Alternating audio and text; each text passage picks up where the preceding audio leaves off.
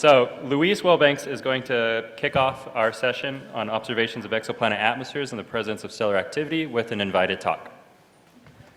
Awesome. Thank you very much, everyone. Thanks to the organizers. My name is Luis Welbanks. I am transitioning to faculty at ASU this summer, and the organizers gave me the task of telling you how do we model this stellar contamination when we're trying to understand the planetary properties from transmission spectroscopy. So I'm going to focus on low res, and I know that there's a lot of expertise in the room from folks that are like really into stars. So we're going to have an exercise of empathy, and we're going to put ourselves in the shoes of the modelers, and that may mean that some of us are going to like dumb down things and be like, okay, now I want you to understand why do we make these decisions, why do we have to make some model assumptions, and then from that perspective, maybe you can help us understand how do we make things better.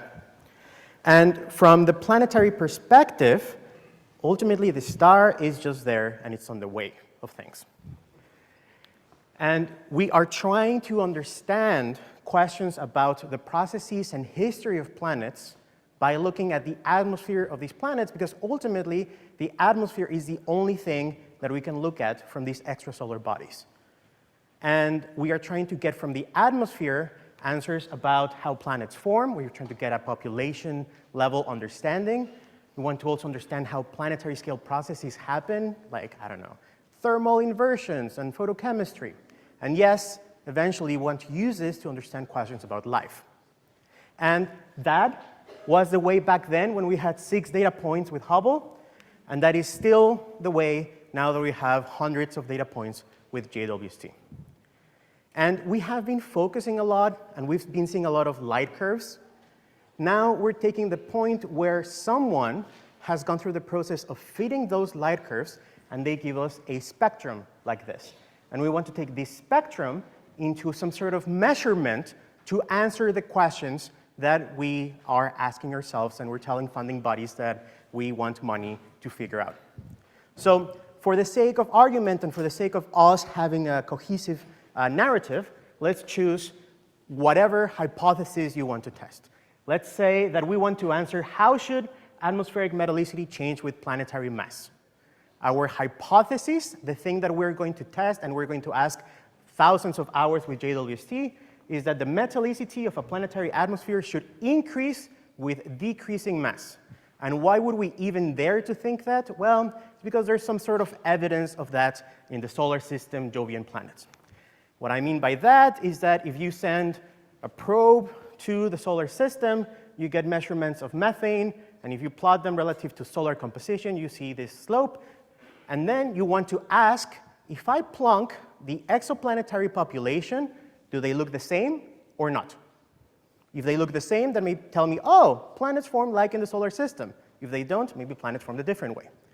So you look at every single planet, you plunk them there, and then you say, oh, yes or no, or it's a scatter plot, and then you argue, and then you fight, and then you publish, and whatever. The point for this talk is, how do I know that that measurement is reliable? How do I know that I can actually tell you that that is the amount of metals, of water? And how do I know that I have a reliable error bar? That is what I'm trying to bring to this talk. And that is ultimately what we're trying to do with the remote sensing exercise. And for historical reasons, and reasons that I may agree or disagree, we call this inference problem retrievals. But ultimately, to test our theories, whether there's life, how planets form, how chemistry works, whatever it is, we need constraints on the chemical composition, on the thermal structure of the planet, on the properties of the aerosols, or whatever. And to get a constraint, we have to do some parameter sampling. And because we're smart, we're using Bayes' theorem, and we use Bayesian parameter estimation, where we run a large ensemble of models. And that is a key point. It's large. For HST, we needed to run about 1 million model evaluations. For JWST, we've gotten to run about 100 million model evaluations just to get a reasonable error bar to put in whatever favorite plot you want. So we have to explore a lot of parameter space. And the question here is, how complicated should your model be? And how fast can you do the evaluations so that you can actually get an error bar within the lifetime of a PhD? The key points here is that any data model interpretation, any error bar that you plot there is going to be only as good as the model assumptions that you are building into your framework. And that most interpretations from retrievals go in the art with big quotation marks of model comparisons. Really, this effort that we've been having of using Bayes' theorem and Bayesian evidence is like having given a machine gun to a baby, and we're just like shooting at it and saying like, oh, Bayes' evidence is telling us things. So more on this in a second. But the key point here is the forward model. And I like to talk about how we have this continuum of you can build more physical assumptions, more stuff into your model, or you can just say, I'm going to be data-driven, no matter the SNR of your data, and make everything a free parameter. I'm just going to make the abundances free. I'm going to make the thermal structure free. I'm going to make Boltzmann constant free. I'm going to retrieve it from the data. And the point here is that we're ultimately going on how spherical can my cow be, and how realistic can my cow be. And for the spherical cows that we're using, we ultimately end up arguing a lot of like, oh, should I be doing Cartesian coordinates or spherical coordinates? And then depending on how you parameterize your spherical cow, you're going to get different answers. And the modeling choices are largely justified by the quality of our data. Because again, you want to publish your paper quickly and you will have to do a million model evaluations. How difficult your model is justified by the data. I mean, ultimately, everyone would have a MHD model of a star and shooting the race, but that's not going to finish any quick. So then we have the retrieval modeler evolution. For the last 2 decades, there's been this thing of like, first we were in isothermal atmospheres. Well, no, thermal structure matters. Or planets are 1D. Oh, well, no, planets are not 1D. And obviously, this evolution eventually got to stellar atmospheres are homogeneous to no. Stellar atmospheres are not homogeneous. They have heterogeneities. And this is ultimately the point of this talk. There is this retrieval paradigm for inferring both the planet properties and the star properties. And this is building off what Ben said earlier in his talk. This was something known from decades, from Pont and Singh, and Ben had this amazing foresight of, I'm going to make it cool. And he really told, like, well, spots and faculae in the star-contaminated transmission spectrum. Then Arasi Pinhas and Ben and their advisors, Madhu and Daniela Pai, worked on how to retrieve these effects. We use a formalism where you have a planetary spectrum and you ultimately kind of like dilute it. And this is the point that I want to make, that when we're talking from the modeler perspective, we're just talking about spots and faculae as hot things and cold things. The cool thing makes your spectrum, your planetary spectrum, be contaminated by going up, and your hot stuff makes your planet spectrum go down. So we don't really care what actually is being in the faculae or what is actually a spot. We're being dumb and we're saying a spot is a stellar spectrum that is colder than what we were expecting, and I'm just doing some like linear combination of things. So we're using some stellar atmospheric models, Phoenix, BT Settle, whatever you want. We're modeling the stellar components, and we're trying to retrieve the stellar properties and the planet properties. So with this is great. We now have a framework to work on this. And we have an ultimate solution. And you realize when you read Arasi's paper that you're like, oh, damn it. He already highlights that the ability to perform these joint retrievals rely on the assumptions that the model components are reasonably correct and reasonably complete. And when I read this, I'm like, Arasi, you're just putting the big if statement in your paper. Like, this is right if it's right. Like, come on. And it's already telling us that there are several degeneracies with, for example, the properties of hazes and the optical slopes, and that ultimately future efforts must collect better data. And that is this idea of, well, we are dependent on our reliability of our models was taken to the next level by Aisha Ayer, now a postdoc at Goddard, where she really shows that the biases in planet parameters persist despite all recommended combinations of corrections. And this is ultimately limited by the fidelity of her stellar models. Here, just as an example, she's like, well, let's assume, for the sake of argument, that the truth is a Phoenix model. I'm going to generate my synthetic observations with a Phoenix model, and I am going to retrieve that with a different stellar model, Phoenix ACES, whatever latest update, and see how biased I am from my ground truth.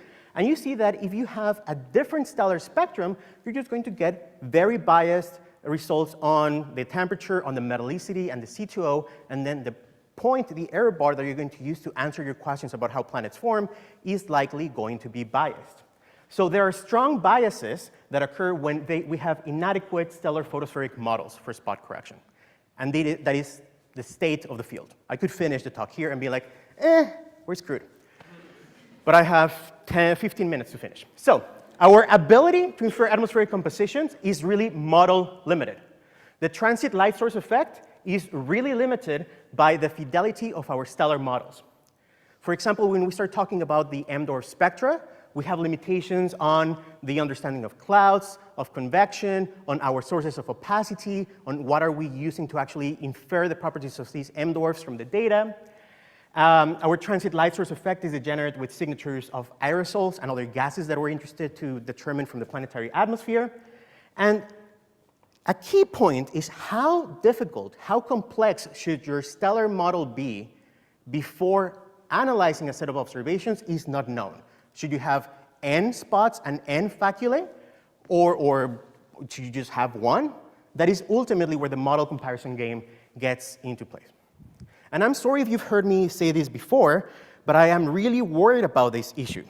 Because if we keep going this way, giving babies a machine gun, it is going to be a point of months until we get a press release that says that astronomers find a 6 sigma detection of cheese on the moon. What we're doing is that we're trying to explain the composition of the moon with a cheese model and a sponge model. Of course, one of the two is going to win, and you're going to be like, well, of course, it's made out of cheese. It's a 6 sigma detection. But it's not. We're not sending anything to measure that. We're doing model comparisons, and we are at a risk of using the wrong models to drive all our inferences. So if you're going to take anything out of this talk, is that next time you see a press release or a paper that says we have 6 sigma detection of our model, it's like, yes, relative to what? And is the reference model any better?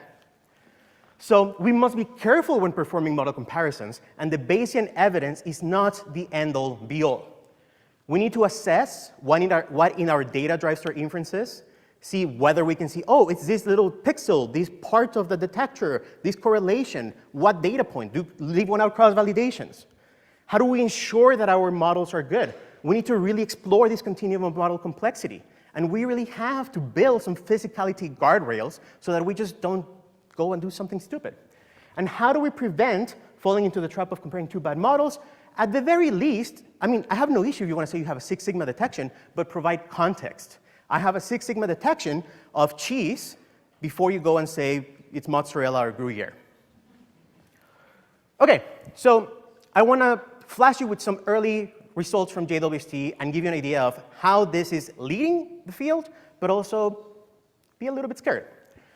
Stellar surface heterogeneities are ubiquitous, and our interpretation is model dependent. These are results from the ERO. This is HAT P18b, one of the first planets that was observed. We did an analysis. We have water, we have clouds, and there was a claim of spots. But if without seeing the light curve, there's just a tiny little label here that says spots, and you're like, damn it, you're not even fitting the data. How do you claim that you're seeing spots? And not only that, with the same data, the same atmospheric model, and just slight different choices, different treatments on how we model or parameterize this transit light source effect, we're getting different results on what the star is made out of. We can have different fractions on our heterogeneities, or the temperature of these heterogeneities.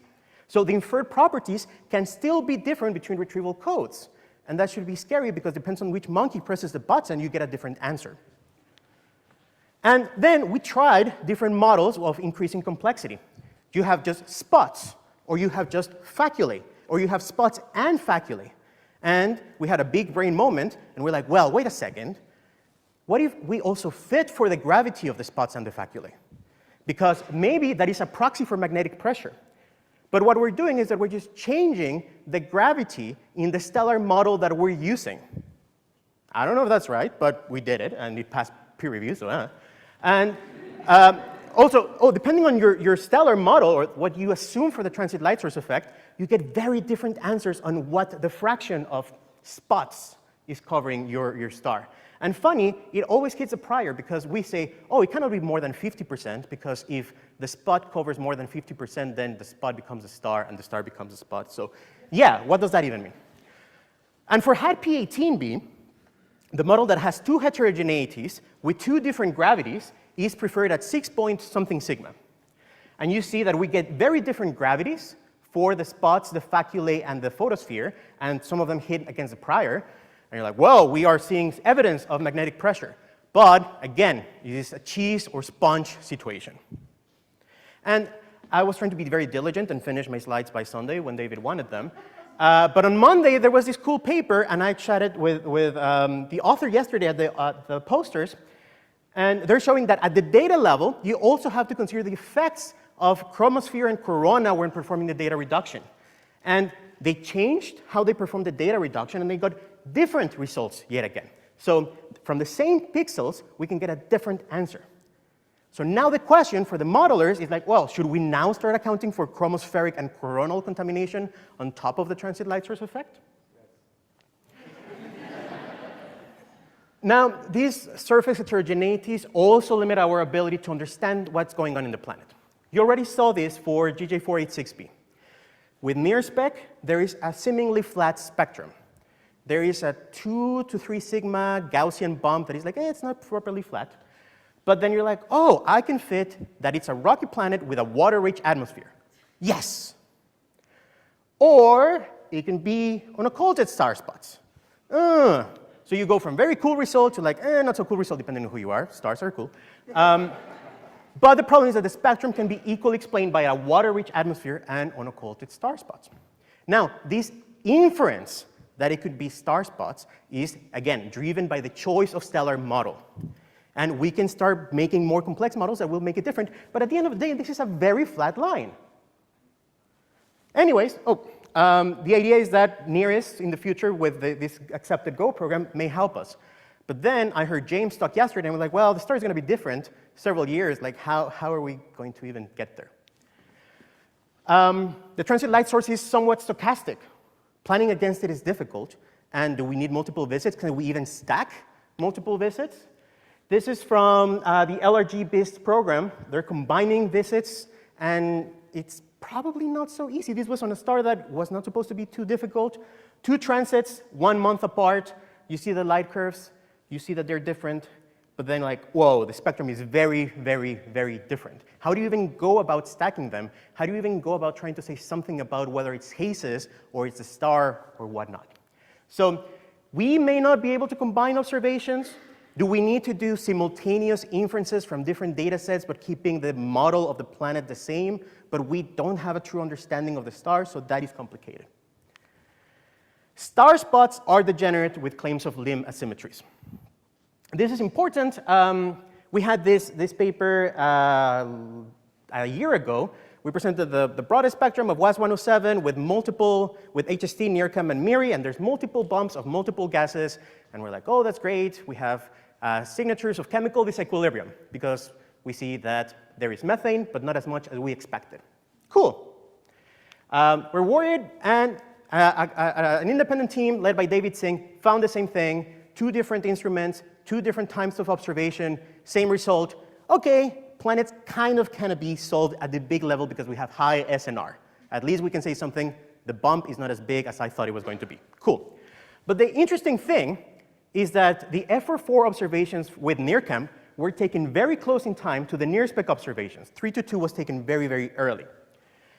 NIRCam showed basically no signs of star spots, but NIRSpec does show stellar star spot crossing.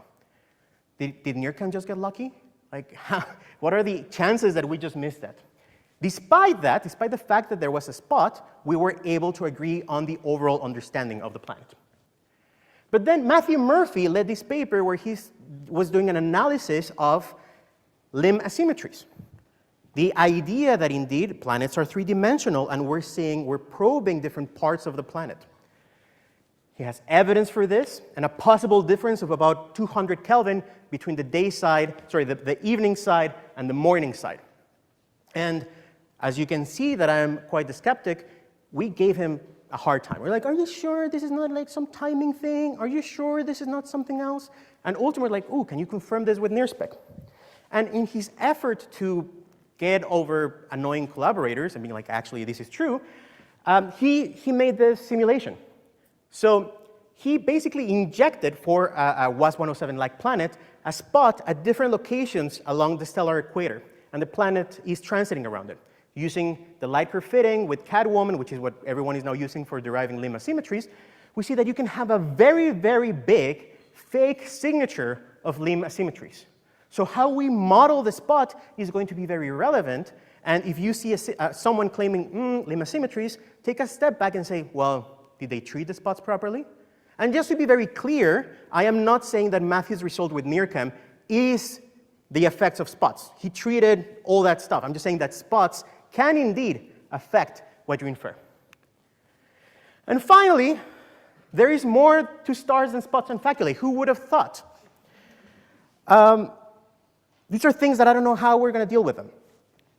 These are just quick results. This is from the large program that Nadine and I are leading with Kronos, and just the light curve has so many flares. And I'm like, how do I, what? And the thing is, like, I mean, I'm not a data person, so I don't care, but like, how do flares affect my spectrum? And then Katrina already showed us this for her program. What we thought was a persistent spot is actually changing in time between different visits. So flares are there, spots are changing. How do we account for all of this in our retrievals? How do we account for all of this in our models? The truth is, we don't really know. So in summary, I am very glad that you're here. I'm very glad that you're here and you're not grading the cycle for proposals.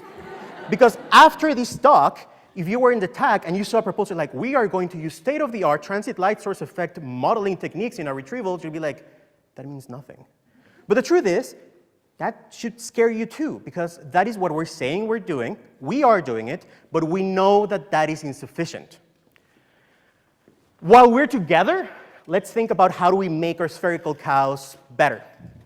And on purpose, I'm trying to be spicy, there's more than just removing the star gunk. I was told to talk about the stellar contamination, but stars matter for several things. Like I was showing you the mass metallicity stuff. Well, you want to normalize to some sort of abundance of the star. So what are the abundances for planet-star comparisons? Or which stellar parameters should we use when we're modeling the transit light source effect? Can I truly use the T-effective or the log G that you tell me? A key thing that is scaring me and is not letting me sleep at night is what about the UV spectrum that we're using for modeling the photochemistry? Now everyone is excited about, ooh, SO2 or aliens in this sub-Neptune. But what do we actually use for the UV? How do we overcome the limits of our stellar grids and account ultimately for our lack of knowledge? It's okay to be ignorant. We are all ignorant. We don't know a lot of things, and that's why we're doing science. I love that about me. I know nothing. The great thing is that at least I tell you up front, I don't know, and then I hope to give you an error bar that represents my level of ignorance. I hope that our results from planets show error bars that are actually representative of our true level of ignorance. And what about everything else that we talked about? I don't know, like the fluxies and the fluxes and the moving of the granulation and whatnot. I'm excited about something that we're trying to do and hopefully will help. For one of the programs that Adina and I are running is we're trying to have multi-wavelength observations that are simultaneous with our JWST transits. So we're trying to get a hold of every single telescope that will give us time and look at this target at the same time with XMM Newton, with HST, with LCO, with iGRINS and Gemini, and hopefully all these observations will help us understand how to make our models less sucky. So one thing that I am taking away from this is that we need to have multi-wavelength observations so that we understand the impact of spots and faculae and flares in our spectrum, and that we kind of don't know what is the imprint of flares in our transmission spectrum. So, briefly, some take-home messages. Stars are scary, they're angry, they leave imprints in our measured transmission spectrum, and we are trying to work on this. The atmospheric inferences, whatever they tell you about the metallicity of a planet, or that there's aliens, is truly dependent on the models. Retrievals and modelers, we have just been using what Ben told us to do in 2018. We've all been using the transient light source effect. We are all assuming that spots are cool, that faculae are hot, and that's the level of modeling. It has been just generally a Band-Aid. So we need to innovate. We need to come together to really think, how do we make the spherical cow better? And fully understanding that our bottleneck is the computational effort. How do we make this fast? There's a lack of fidelity in our stellar model that biases our atmospheric properties. So even now, when we say there's evidence for water or whatnot, this is sometimes driven by our stellar grids. The stellar contamination is degenerate with a lot of the stuff that we care about from the planetary perspective. And at the end of the day, I really encourage you to think about whether the moon is made out of cheese or sponge, and care about it when you see your next result on the archive. Thank you.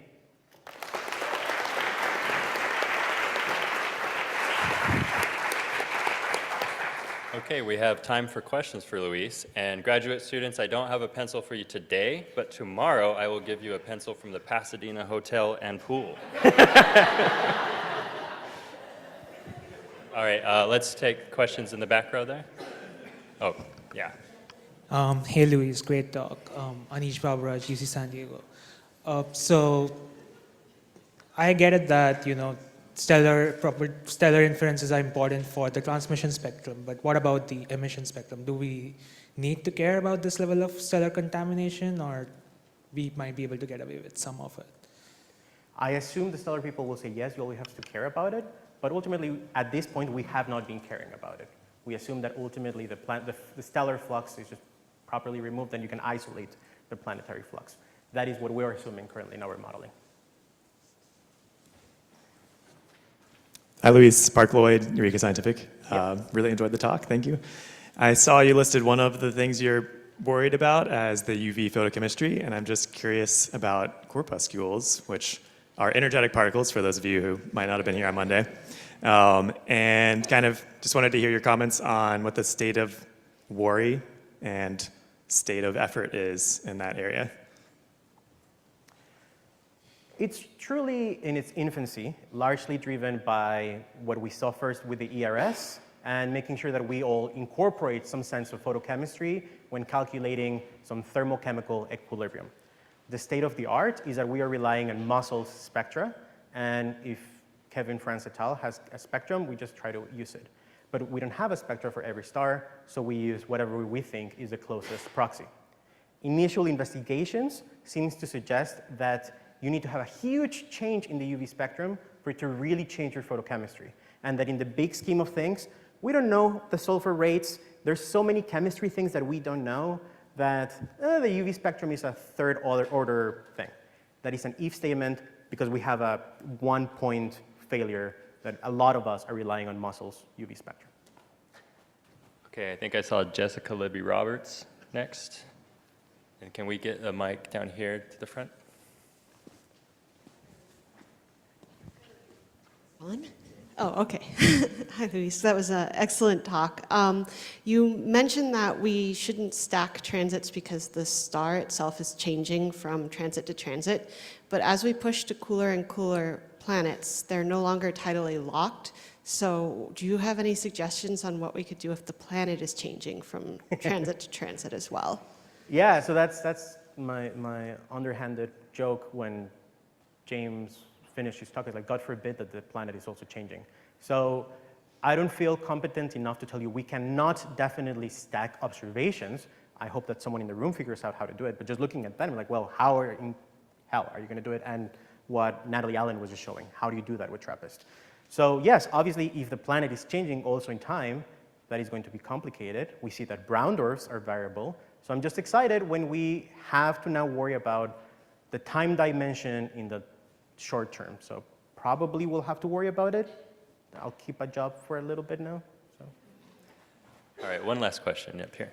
Hi, Luis. Hi. I think I got a little bit lost in the sauce. So we know that the data don't lie to us, and data fidelity, sure, but data fidelity are very high right now. So in the meantime, when we don't have very high model fidelity, what exactly is your recommendation for what to do as a community while we're awash in very high quality data right now?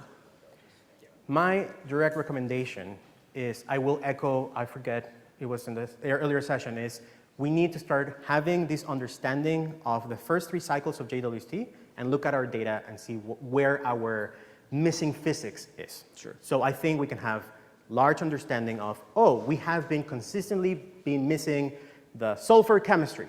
So that is where we have to improve our model fidelity. And from that perspective, from the population level side of things, we can have a data-driven model improvement where our models consistently suck. Gotcha. Thank you. All right, and with that, let's thank Luis one more time.